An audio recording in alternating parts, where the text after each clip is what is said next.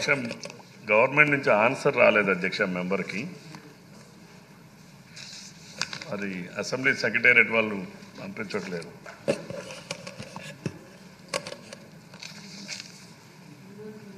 Practice ఏంటంటే అధ్యక్ష కంపల్సరీగా ఆన్సర్ పంపించాలి మెంబర్కి. ఆ డీటెయిల్స్ చూసుకొని మాట్లాడడానికి అవకాశం ఉంటుంది.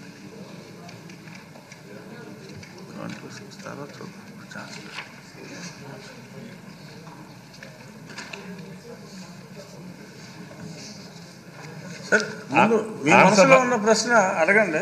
అది కాదు అధ్యక్ష, ఆన్సర్ రాలేదు అధ్యక్ష. ఆన్సర్ లేకుండా నేనేం అడగని చెప్పండి. మంత్రి గారు ఎస్ నో అంటే నాకేం తెలుస్తుంది చెప్పండి. యాక్చువల్గా సెక్రటరీ వాడికి డీటెయిల్స్ పంపించడం జరిగింది డిపార్ట్మెంట్ నుంచి. సరే, మీకు తెలిసిన విషయాలను అడగండి. మీకు ఆన్సర్ తెలియకుండా డిపార్ట్మెంట్ నుంచి ఆన్సర్ రాకపోవడం అనేది ఇట్స్ నాట్ కరెక్ట్. అది కరెక్టే రవికుమార్ గారు. అది మీకు తెలిసిన విషయం కాబట్టి మీరు ప్రశ్న వేశారు కాబట్టి. నాకు తెలిసిన విషయం కాదు అధ్యక్ష ఇది. అంటే నేను అనేది అధ్యక్ష ఒక్క నిమిషం. సరే, ఆన్సర్ రాలేదు కాబట్టి వాయిదా వేసేద్దాం. వాయిదా ఇది ప్రజల సమస్య అధ్యక్ష. ఇది నా వ్యక్తిగత సమస్య కాదు. వాయిదా అనేది కాదు అధ్యక్ష. ఈ సభ ద్వారా ప్రజలకు న్యాయం జరగాలి అధ్యక్ష. 2007లో ప్రారంభించినటువంటి రాజీవ్ స్వగృహ స్కీమ్ అధ్యక్ష ఇది ఇప్పుడు 2025లో ఉన్నాం అధ్యక్ష.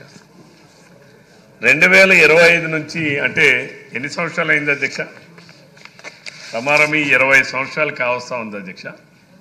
నేను గౌరవ మంత్రి గారికి స్ట్రైట్గా 4 పాయింట్స్ అడుగుతా అధ్యక్ష.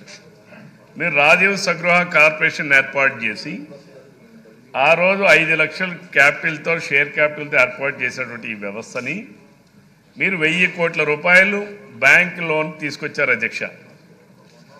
ఆ రోజుకి అధ్యక్ష దీని వాల్యూని దీన్ని 8,000 కోట్లు 8,504 కోట్ల రూపాయలతో ఉమ్మడి ఆంధ్రప్రదేశ్లో 32 ప్రాజెక్ట్స్ అధ్యక్ష. మన రెసిడ్యువల్ స్టేట్ అయిపోయిన తర్వాత ఇది మనకి 1000 కోట్లేమో బ్యాంకుల నుంచి తీసుకొచ్చారు అధ్యక్ష. 455 కోట్లేమో పబ్లిక్ కట్టినటువంటి అప్లికేషన్ ఫీజు అధ్యక్ష. అట్లానే ప్రజల నుంచి ప్లాట్లకు వసూలు చేసింది అధ్యక్ష. ఇవన్నీ కలిపి 455 కోట్ల అధ్యక్ష. ఇప్పుడు మన రాష్ట్రం విడిపోయిన తర్వాత వీళ్ళు తీసుకుని 10 ప్రాజెక్ట్ అధ్యక్ష. అందులో అనంతపూర్ ఎంత అధ్యక్ష? 6 ఎకరాలు అధ్యక్ష. అనంతపూర్ అండ్ కర్నూలు చాలా మియర్ అధ్యక్ష. శ్రీకాకుళం జిల్లాలో ఎచ్చెర్ల, విశాఖపట్నంలో ఎండాడ ఇవి చూసుకుంటే అధ్యక్ష ఈరోజు వాటి వాల్యూస్ని గవర్నమెంట్ ఎప్పటికప్పుడు రివైజ్ చేస్తుంది. నేను అడుగుతుంది ఏంటంటే మీరు బ్యాంకుల నుంచి 1000 కోట్ల రూపాయలు ఆ రోజు తీసుకొచ్చారు. అందులో ఈరోజు మన ఆంధ్రప్రదేశ్ రాష్ట్రానికి వచ్చిన మన షేర్ ఏంటి? ఈ రోజు వరకు మీరు ఎవరైతే ఆ రోజు ఆక్షన్లో ఎవరైతే అప్లికెంట్స్ ఉన్నారో మీరు అప్లికెంట్స్ నుంచి ఈరోజు కూడా నిన్న నాకు ఒక అనుభవం అధ్యక్ష. 2021లో ఎవరైతే ఆ రోజు అప్లికేషన్ పెట్టుకున్నారో ఆయన అంతకుముందు డబ్బులు కట్టాడు అధ్యక్ష.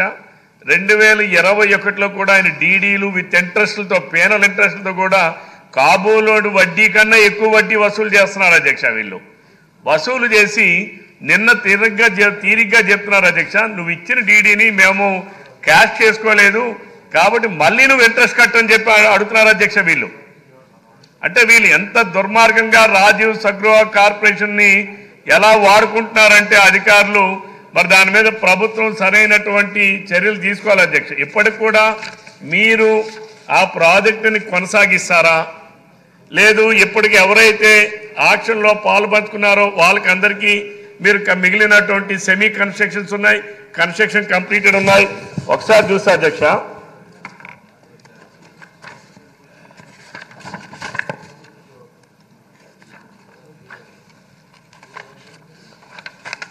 ఇక్కడ ప్లాటింగ్ అధ్యక్ష ఒకసారి హెచ్ఎల్ శ్రీకాకుళం జిల్లాలో అధ్యక్ష నెంబర్ ఆఫ్ ప్లాట్స్ ఏమో 511 అధ్యక్ష. కానీ నెంబర్ ఆఫ్ హౌసెస్ గ్రౌండ్ 189. అందులో number of BBL and BL 12, number of semi finished units 123, number of completed units 54. Even private వాడు ఒక ప్రాజెక్టు తీసుకుంటే వాడు ఒక 2 సంవత్సరాలు 3 సంవత్సరాల కాల పరిమితిలో వాడు చేస్తున్నాడు అధ్యక్ష.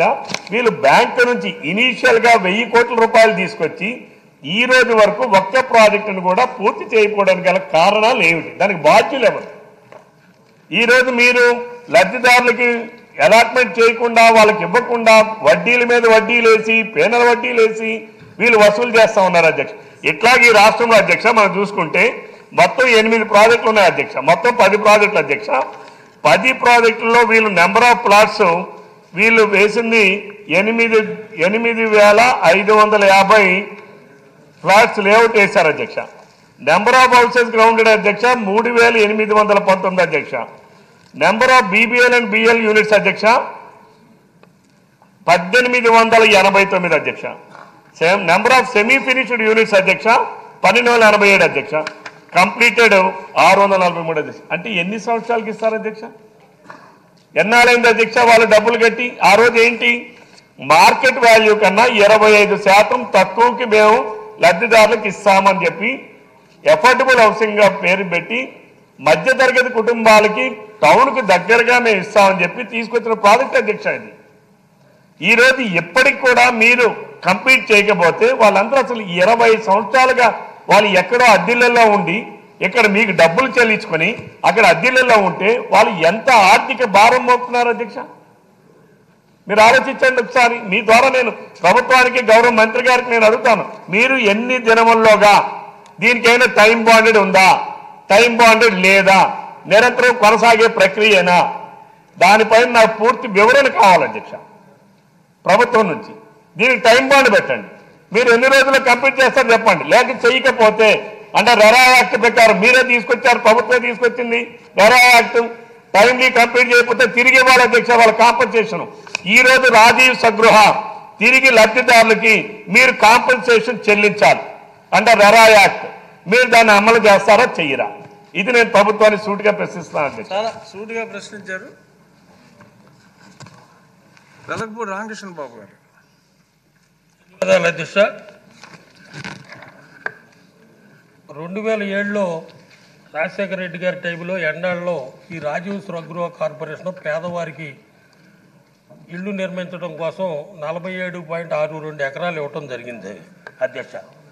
ఈరోజు ఇది బీచ్ రోడ్డుకి ఎండాడ రోడ్డుకి కూడా కనెక్టింగ్ అయి ఉంది అధ్యక్ష. ఆ టైంలో 11,296 మంది అప్లికేషన్ పెట్టి 5,000 రూపాయలు ఆ రోజు 2007లో కట్టడం జరిగింది అధ్యక్ష. కానీ ఇప్పటి వరకు కూడా 3,311కి మాత్రమే 5,000 ఇచ్చారు అధ్యక్ష. ఇంతవరకు మిగిలిన సుమారు 8,000 మందికి 5,000 రూపాయలు కూడా రిటర్న్ చేయలేదు అధ్యక్ష.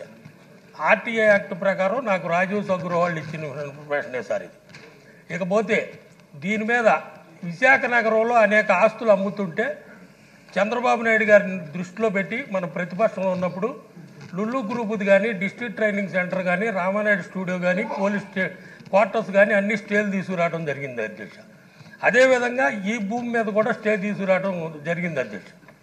23 అక్టోబర్ నవంబర్ నెలలో స్టే వెకేట్ చేయటం, డిసెంబర్ 28 నుంచి ప్రారంభించి ఎలక్షన్ కోడ్లో కూడా మే 13 ఎలక్షన్ అయితే మే 9వ తేదీ కూడా ఈ యాక్షన్ పెట్టి 39 ఫ్లాట్లు అమ్మటం జరిగింది అధ్యక్ష ఎలక్షన్ కోడ్లో కూడా. కానీ ఆ 39 ఫ్లాట్లో 32 ఫ్లాట్లు వైఎస్ఆర్ నాయకుల ప్రోద్బలంతో సిండికేట్ అయ్యి 60,000 అప్సెట్ ప్రైస్ అయితే 60,500 రూపాయలకే 39లో 32 ఫ్లాట్లు సిండికేట్ అయ్యి తీసుకోవటం జరిగింది అధ్యక్ష. ప్రశ్న ఏంటి సార్ అదే చెప్తున్నాను సార్. ఎట్టి పరిస్థితి ఇంకా 39 ఫ్లాట్లు ఆక్షన్లో ఉన్నాయి. ఇంకా దారుణం ఏంటంటే అధ్యక్ష జూన్ 4న మన కూటమి ప్రభుత్వం వచ్చింది. 12వ తేదీన చంద్రబాబు నాయుడు గారు పవన్ కళ్యాణ్ గారు ప్రమాణ స్వీకారం చేశారు. మన అనుమతి లేకుండా జూన్ 12వ తారీఖున కూడా 13వ తారీఖున ఆక్షన్ పెట్టారు అధ్యక్ష మిగతా 39 ఫ్లాట్లు. అప్పుడప్పుడు కలెక్టర్ గారి దృష్టిలో పెట్టి క్యాన్సిల్ చేయడం జరిగింది. మరలా మన ప్రభుత్వంలో కూడా మరి మంత్రి గారికి తెలుసో లేదో నాకైతే తెలియదు కానీ మళ్ళీ ఆక్షన్ పెడితే నేను మంత్రి గారి దృష్టిలో పెట్టి క్యాన్సిల్ చేయడం జరిగింది. మనం ప్రతిపక్షంలో ఉన్నప్పుడు విశాఖపట్నంలో ఆస్తులు అమ్మటానికి వీల్లేదని చంద్రబాబు నాయుడు గారి నాయకత్వంలో మన కోర్టుకు వెళ్ళాం. దయచేసి 47.62 ఎకరాలని జరిగినవి రద్దు చేసి మంచి వాల్యుబుల్ ఏరియా కాబట్టి ఏఐటీకో దేనికో ప్రభుత్వానికే వాడాలనేది నా అభిమతం. మీ ద్వారా మంత్రి గారిని కోరుకుంటాను. అది అమ్మటానికి వీలు లేదు, ప్రభుత్వానికే వాడాలా. దీన్ని జరిగిన యాక్షన్ క్యాన్సిల్ చేయాలి. చేస్తారా లేదా అని అడగండి. రవికుమార్ చెయ్యాలి సార్. చక్కగా ప్రశ్న రూపంలో అడిగారు. చెయ్యాలి అని మీరు చెప్పకూడదు. చేస్తారా, చేసి పోనీ అలాగే సార్ అని అడగాలి. అలాగే ఇది సార్. ప్రశ్నోత్తరాల సమయం, మీ సూచనలు ఇచ్చే సమయం కాదు. అంచేత ఏదోనా దాన్ని చివరిలో ప్రశ్నగా అలాగే సార్. చేస్తారా లేదా? ఆ, థ్యాంక్ యూ సార్. ఆయన చెప్పిన తర్వాత మళ్ళీ అవకాశం ఉంది సార్. కె మురళీమోహన్ గారు క్లుప్తంగా. మీకు ఆ కార్పొరేషనే లేదు కదండి, పంచాయతీలు కదా మీ. ఉమ్మడి చిత్తూరు జిల్లాలో మన్నసముద్రం వద్ద ఈ ప్లాట్లు వేయడం జరిగింది సార్ అధ్యక్ష. కొంచెం బ్రీఫ్గా మాట్లాడండి, ఎందుకంటే మీకు మున్సిపాలిటీలు ఏమీ లేవు, ఆ కార్పొరేషన్కి మీకు సంబంధం లేదు సార్. అంచేత ఏదో పేరు పెట్టారని అడగటం కాదు. మీ పేరు అంటే నేను ఇచ్చి ఉండేవాడిని కాదు, ఈయనేమో అనుకున్నాను. సరే బ్రీఫ్గా చెప్పండి సార్. ఇది మా కాన్స్టిట్యున్సీలో ఉందా లేదనేది కాదు, అల్పాదాయ వర్గాలకు సంబంధించినటువంటి ఒక బృహత్తరమైనటువంటి ప్రణాళిక. ఈ కొనసాగింపు ఉంటుందా లేదా అంటే అర్బన్ డెవలప్మెంట్ అథారిటీస్ వచ్చిన తర్వాత, అదేవిధంగా మున్సిపాలిటీసు ఇండివిజువల్గా స్టేట్ గవర్నమెంట్ రకరకాలైనటువంటి ప్రాజెక్టులు వచ్చిన తర్వాత దీని మీద పెద్దలందరూ చెప్పినట్టుగా నీలి మేఘాలు అలుముకున్నాయి. ఇది కొనసాగుతుందా లేదా అంటే 1000 స్క్వేర్ ఫీట్తో చాలామంది ఆ రోజు డీడీలు కట్టడం జరిగింది. అది గందరగోళంగా ఉంది. దీని కొనసాగింపు ఉంటుందా లేదా, ఉంటే ఏ రూపంలో ఉంటుందన్నది తెలుసుకోవాలనేది మీ ద్వారా అడుగుతున్నాను అధ్యక్ష.